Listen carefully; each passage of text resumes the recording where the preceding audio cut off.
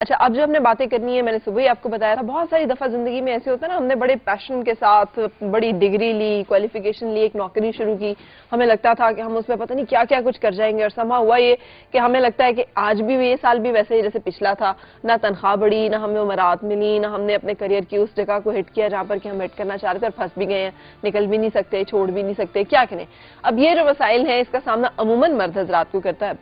پڑتا ہے، لیکن خواتین بھی بعض اوقات اس صورتحال کا شکار ہو جاتی ہیں اگر وہ کریئر اورینٹڈ ہوں، اگر وہ سوچ رہی ہوں اپنے مستقبل کے بارے میں۔ اس کا حل کیا ہوگا، کیسے ہوگا، آج اس موضوع کے بارے میں ہم خاص طور پہ بات کرنے جا رہے ہیں، اور ولنگ ویز کے سی ای او ڈاکٹر صداقت میرے ساتھ ہیں، جو کہ ویل نون سائیکیٹرسٹ ہیں، اور حال ہی میں امریکہ سے ایک زبردست قسم کی ٹریننگ کر کے لوٹے ہیں، جس کے نتیجے میں ہمیں بہت ساری ایسی افیکٹو اور یوزفل اور لیٹسٹ ٹپس جو ہیں وہ بتاتے رہتے ہیں اس شو میں۔ السلام علیکم، کیسے ہیں ڈاکٹر صاحب؟ الحمدللہ۔ اچھا، یہ جو مسئلہ ہے اس کا کیا حل ہو سکتا ہے؟ اچھا، پہلے تو میں بتا دوں کہ خواتین کو یہ مسئلہ زیادہ درپیش ہوتا ہے، کیونکہ ان کے ساتھ تھوڑا سا تعصب خاتون ہونے کے ناطے بھی برتا جاتا ہے۔ سر مجھے تھوڑے سے پہ اعتراض ہے۔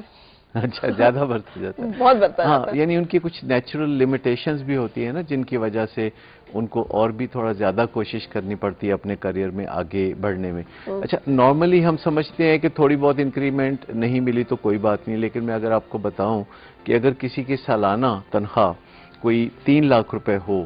اور اس کو ایک انکریمنٹ سالانہ نہ ملے تو یہ اس کا کوئی 30 لاکھ کا نقصان ہوگا ان دی لانگ رن۔ بالکل، اور پھر ٹیکس بڑھ جاتے ہیں۔ دیکھیں آپ، چیزیں جس طرح سے ٹیکس لگ گئے ہیں نئے، مہنگائی بڑھ گئی ہے، چیزیں جو پہلے 10 روپے کی تھیں اس پر 100 روپے کی ہو گئی ہے، مہنگائی کا ریشو جو ہے تو آپ کو گروتھ اس لحاظ سے ہونی چاہیے۔ اچھا، اس کے ساتھ ہی ایک اور بڑا پہلو یہ بھی ہے کہ پروموشن نہ ملے، یعنی آپ اسی عہدے پہ رہیں، اسی سٹیٹس میں رہیں، تو اس سے نقصان جو ہے اور 3 گنا زیادہ ہوتا ہے۔ بڑھ جاتا ہے۔ تو ہمیں غصہ ویسے آتا ہے کہ شاید باس غلط ہے یا آرگنائزیشن غلط ہے، وہ جو ہمیں انکریمنٹ نہیں دے رہی، پروموشن نہیں دے رہی، اور ہم اپنے آپ پہ غور نہیں کر رہے ہوتے، سٹک سے ہو جاتے ہیں، ہمیں اپنی ڈگری یاد آ رہی ہوتی ہے جو بہت بڑی ہے، نمبرز یاد آ رہے ہوتے ہیں، تو یہ ساری چیزیں جو کہ ماضی کے حوالے سے ہوتی ہیں اور ہمارے پوٹینشیل کے حوالے سے ہوتی ہیں۔ تو ایک چیز ہے پوٹینشیل، یعنی ہمارے اندر کیا گن ہے، کیا صلاحیتیں ہیں، اور دوسری چیز ہے پرفارمنس،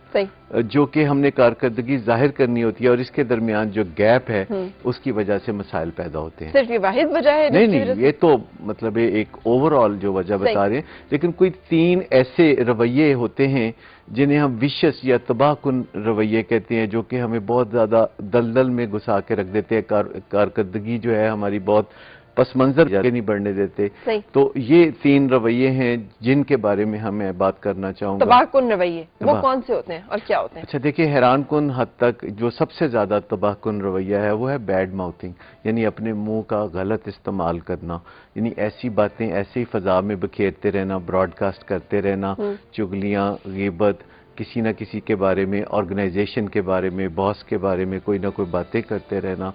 جن کے بارے میں یہ سوچنا کہ اس کا تو میری کارکردگی سے یا میری تنخواہ سے یا میرے آگے بڑھنے سے کوئی تعلق نہیں ہوگا، لیکن یہ جسے کہتے ہیں نا بیڑیوں میں وٹے، یہ سب سے بڑا وٹا ہے جو کسی کی بیڑی میں ہو سکتا ہے۔ تو منہ کا جو غلط استعمال ہے، بعض اوقات تھوڑی بات کو زیادہ بڑھا کے کرنا، بعض اوقات جو ہے سائلنس میں چلے جانا، جو ہے ہم اپنے منہ کو جہاں بھی ہم جاتے ہیں ساتھ لے کے جاتے ہیں، اور اس کے ساتھ ہم کافی کچھ ایسا کرتے ہیں